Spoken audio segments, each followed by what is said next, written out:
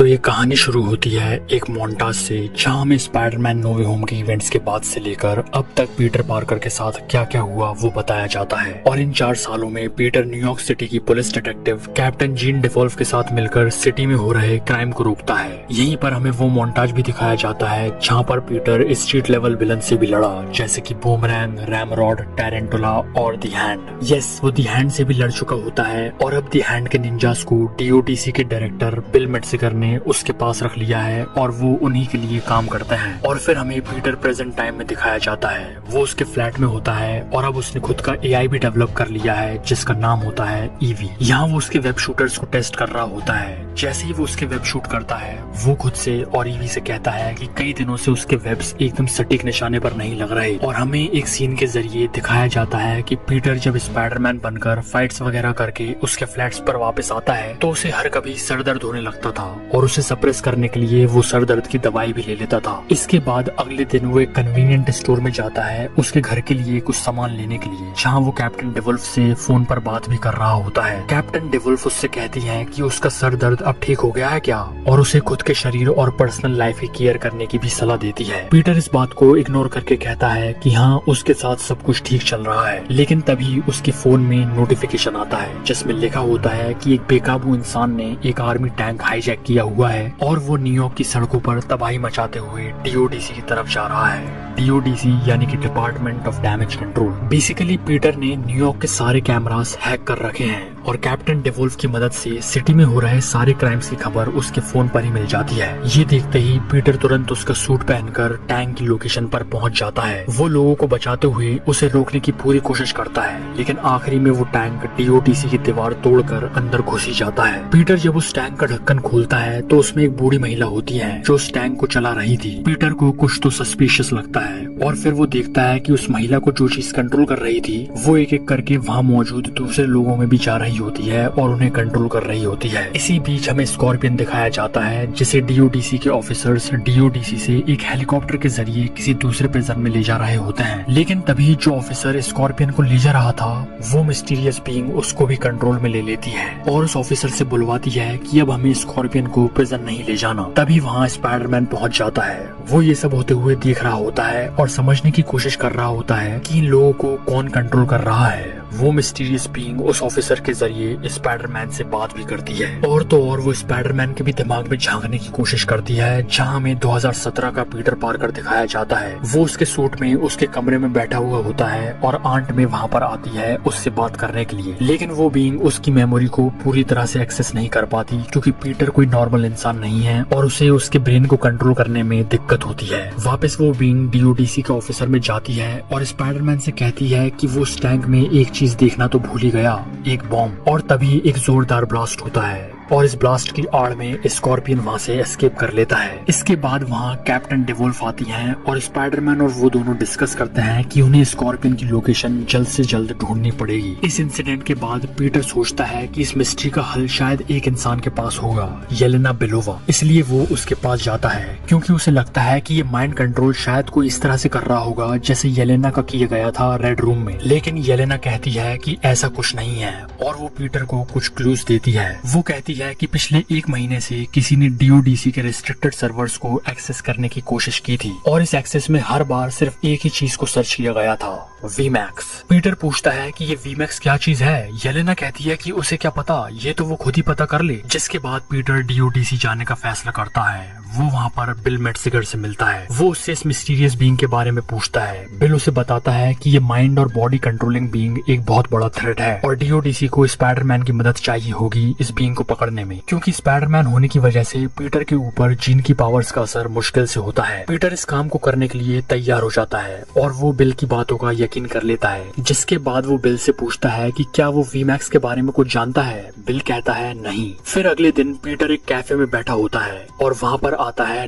नेड उस कैफे की ओनर से कुछ ड्रिंक्स लेता है और बातों बातों में कहता है कि आज उसे उसकी दोस्त की हाउस वार्मिंग पार्टी में जाना है। पीटर समझ जाता है कि ये हाउस वार्मिंग पार्टी किसकी होने वाली थी, उसके प्यार MJ की। इसलिए पीटर चुपके से नेड को फॉलो करते हुए MJ के घर में उसकी पार्टी में पहुंच जाता है। यहाँ वो कई सालों बाद MJ से फेस टू फेस मिलता है। वो उसे उसका नाम मेनार्ड बताता है, जिससे कि उसकी आइडेंटिटी रिवील ना हो। और थोड़ी देर बाद ही पीटर देखता है कि उस पार्टी में एमजे का बॉयफ्रेंड भी आया हुआ है और वो दोनों किस भी करते हैं। ये देखकर पीटर बहुत ज्यादा दुखी हो जाता है और वो एक दिल टूटे आशिक की तरह अंधेरी रात में बारिश में स्विंग करता हुआ उसके घर चला जाता है। लेकिन जब तक वो उसके घर पहुंचता है उसकी हालात बहुत ज्यादा खराब हो चुकी थी। उसका पुराना सर दर्द और भी ज्यादा ट्रिगर हो गया था, जिस वजह से वो बेहोश होकर गिर जाता है। और अगली सुबह जब उसकी आंख खुलती है तो वो खुद को एक वेब कोकून के अंदर पाता है। वो उस कोकून से बाहर निकलता है और पहली बार उसके हाथ से ऑर्गेनिक वेब्स को निकलते हुए देखता है, जिसे देखकर वो बहुत ज्यादा घबरा भी जाता है। वो जल्दी से वापस उसके घर पहुंचता है और उसके एआई से चेक करता है कि उसकी बॉडी में ये हो क्या रहा है। ईवी उसे बताती है कि बहुत ज्यादा अकेलापन, टेंशन और डिप्रेशन के चलते उसका डीएनए म्यूटेट हो रहा है। बेसिकली नॉर्मल पीटर का डीएनए आधा इंसान का होता है और आधा स्पाइडर का,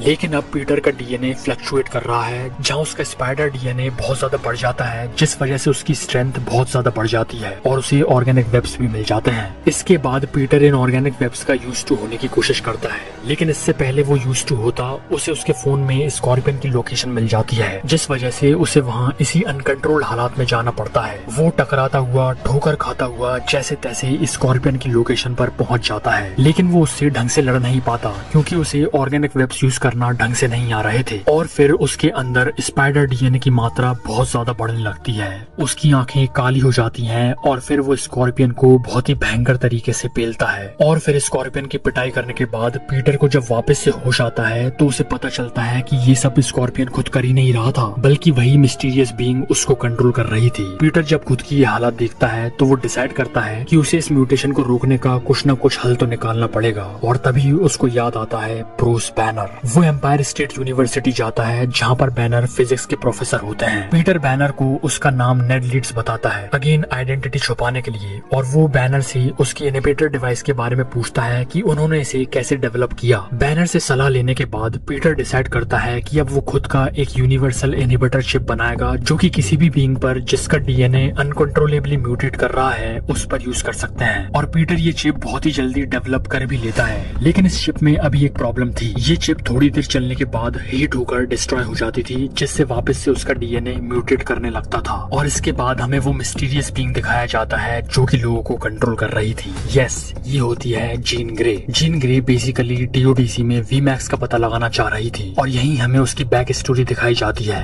तो जीन ग्रे की एक बहन भी होती है, सारा ग्रे। और एक दिन ये दोनों पार्क में बैठी होती हैं। सारा जीन को उसकी पावर्स दिखा रही होती है, जहाँ वो भी लोगों का माइंड और बॉडी कंट्रोल करती है। लेकिन शायद ये चीज डीओडीसी ने स्पॉट कर ली थी, जिस वजह से कुछ ऑफिसर्स वहाँ पर आ जाते हैं, उसे बेहोशी का डांट मारते हैं और वहाँ से ले जाते हैं। जीन उसकी मदद करने के लिए उसकी तरफ जाती भी है, लेकिन सारा उसका ब्रेन कंट्रोल करके उसे वहीं पर रोक देती है, क्योंकि अगर जीन भी वहाँ पर उसकी पावर्स यूज करती तो डीओडीसी उसको भी अरेस्ट कर लेती। और आखिरी बार सारा ने टेलीपैथी से जब जीन से कनेक्ट किया था तब उसने यही शब्द बोले थे, वीमैक्स। और वो पता लगाना चाह रही थी कि डीओडीसी ने उसकी बहन के साथ किया क्या, लेकिन क्योंकि बिल ने पीटर को बहकावे में ला रखा था तो पीटर उसको ये करने से रोकता है। इसलिए जीन पहले पीटर को ही उसका टारगेट बना लेती है। वो पीटर के अपार्टमेंट में जाती है, वहाँ पर उसकी सारी चीजें देखती है, जहाँ उसको उसका 4 साल पुराना लेटर भी मिलता है जो कि उसने एमजे के लिए लिखा था, और उसको वो पढ़ लेती है। जीन पीटर से टेलीपैथी के जरिए कहती है कि वो अगला टारगेट एमजे को ही बनाएगी अगर उसने उसका रास्ता क्लियर नहीं किया तो। इसलिए पीटर एमजे के घर जाता है उसको एक सेफ जगह रखने के लिए, और इस जर्नी में वो एक जगह रुकते भी हैं और यहीं पर जीन एमजे को कंट्रोल करने लगती है, लेकिन पीटर को पता नहीं चलता। जीन एमजे से ऐसा एक्ट करवाती है जैसे उसकी मेमोरीज वापस आ गई हों, जिसके बाद वो दोनों किस भी करते हैं और पीटर बहुत ज्यादा इमोशनल हो जाता है। और तब जाकर जीन एमजे के मुंह से बुलवाती है कि मैं एमजे नहीं हूँ बल्कि जीन हूँ।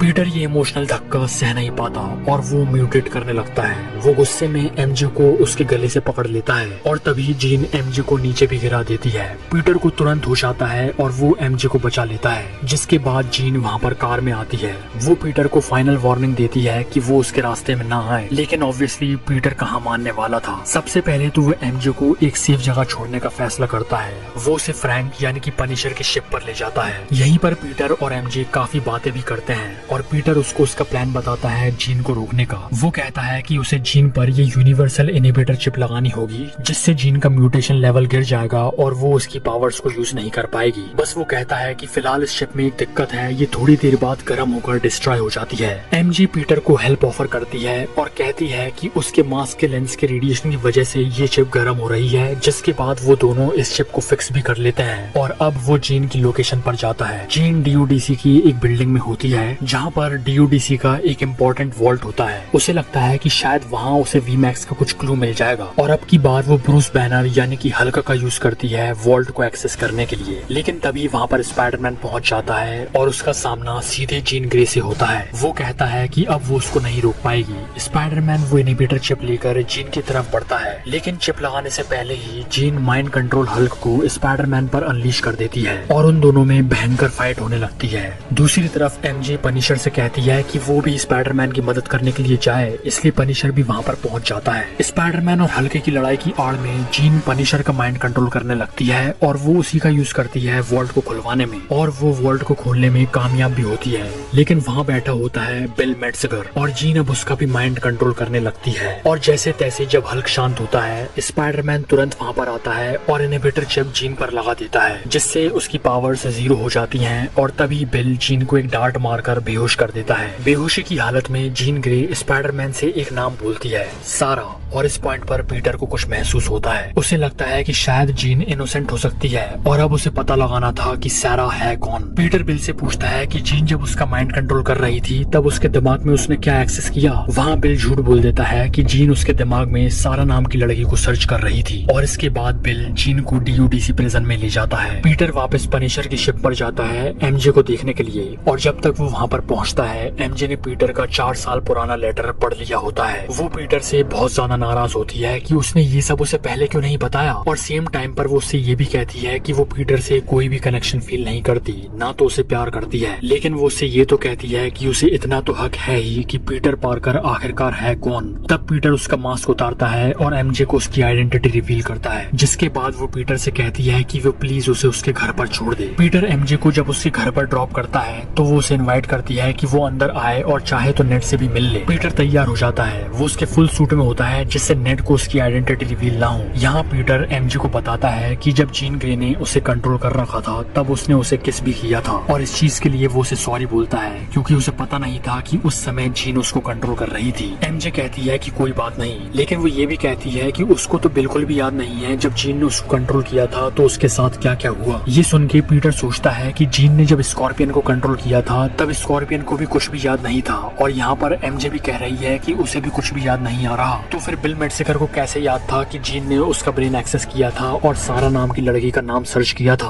और तब जाकर उसे समझ आता है कि बिल कुछ तो बहुत बड़ा छुपा रहा है और जीन ग्रे इनोसेंट है। इसलिए वो DODC में जाता है जीन से मिलने के लिए, जहाँ पर उसे कैप्चर किया हुआ था। DODC में बिल ने जीन को एक चैम्बर में कैद कर रखा था और अब वो उस पर टेस्टिंग करने वाला होता है, ये पता लगाने के लिए कि जीन का पावर सोर्स है क्या। उसका एम ये था कि जीन की ब्रेन एक्टिविटी को अगर वो लोग रेप्लिकेट कर सकें तो शायद वो लोग उसकी पावर्स को एक्सेस कर पाएं। जब जीन पर ये बेरहम टॉर्चर एक्सपेरिमेंट चल रहा होता है तब जीन को उस चैम्बर के ऊपर लिखे 2 शब्द दिखाई देते हैं, वेंट मैक्स, और उसे समझ आ जाता है कि सारा को भी इसी तरह से टॉर्चर किया गया था और मरने से पहले उसने इसी चैम्बर में ये शब्द देखे थे। जब जीन को ये पता लगता है कि बिल मेट्ज़गर ने उसकी बहन को मार दिया है तब वो गुस्से में उसकी पावर्स को नेक्स्ट लेवल पर अनलॉक कर लेती है, और पहले जहाँ पर वो सिर्फ 35 फीट तक लोगों को कंट्रोल कर पा रही थी अब उसकी रेंज 1 किलोमीटर तक पहुँच गई थी। वो उस चैम्बर को भी तोड़ देती है और बिल को उस टॉर्चर चेयर पर बिठाकर उसको टॉर्चर करने लगती है। और अब उसके मन में पीटर से बदले लेने की भावना थी